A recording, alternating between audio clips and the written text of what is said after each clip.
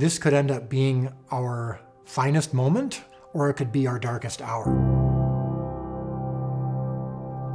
When we wrote episodes 1 through 4, the whole plan was that the most important scene was going to be the miracle of the fish. We knew that this is one of the most famous stories in the Gospels.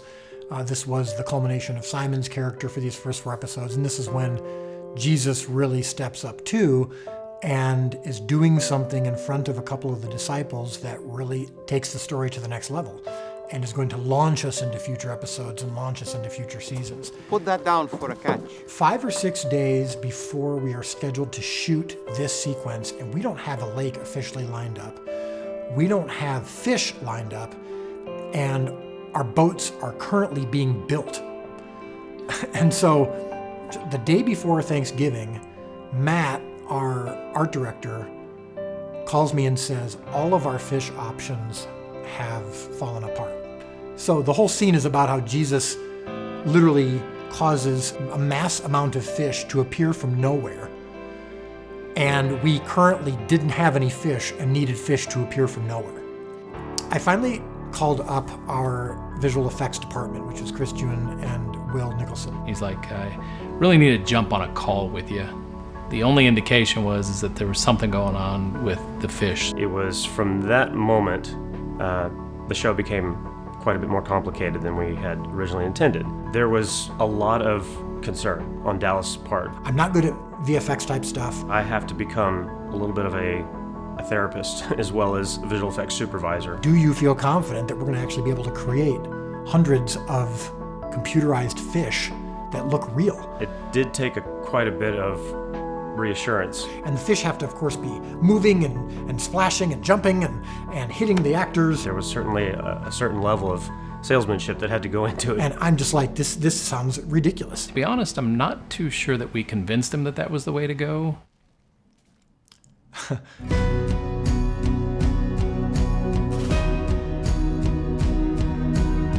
This is the maiden voyage of the USS Simon.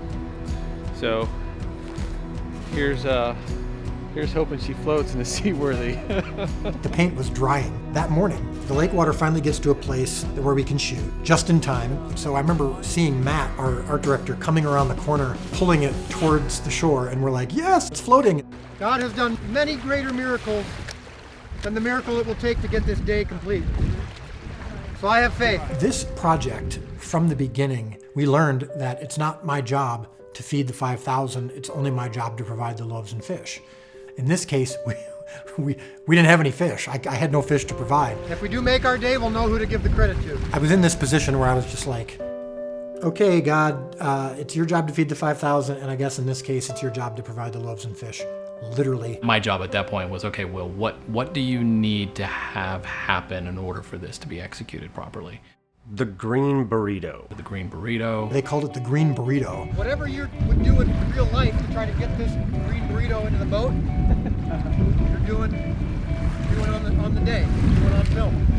The struggle is real. We came up with this idea of having a giant green blob inside the net as they hoist the net full of now fish into the boat. I just remember thinking to myself, this sounded good in my head. How's this actually going to execute on the day of? Take one was a disaster. Several of the balloons popped, and so we've got green balloon in the water, and I'm thinking, this is a joke. All of our plans are looking silly now.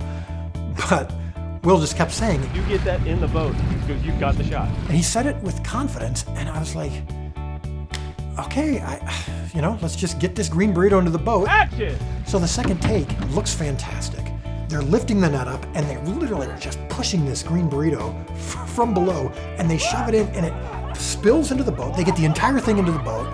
They start cheering like the characters really would cheer, and we're off camera trying to cheer quietly, and they finally get into the boat. We yell cut, and I look at Will and Chris like, This is the best we can do with what we have. okay, great. But I'm going, well, I guess all of my team members are telling me that this is good, so I should feel confident. But the most miraculous and important moment in the show consists of this big, huge green tarp with a bunch of green balloons. They did their part. Now we have to make our stuff look worthy of what they just did. I'm just going to trust. I'm just going to, because I have no other choice. God put me in this position where I literally could not rely on my own intelligence.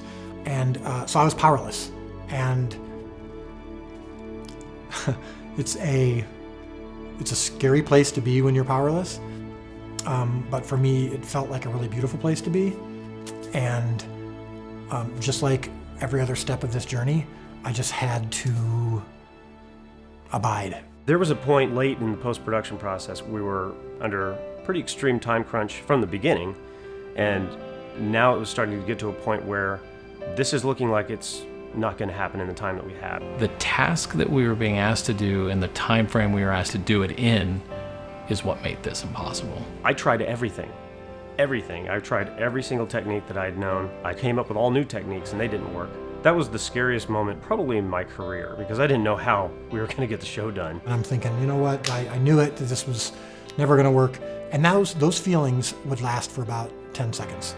I kept coming back to this feeling of peace. I kept coming back to this feeling that the scene and the show was not in my hands and that was a good thing. And something miraculously happened and it just worked. Something I did that was different from anything else I'd ever done just worked. I remember when he delivered the last animation shot, and he nailed it. My jaw was on the floor. It looked like a miracle of fish.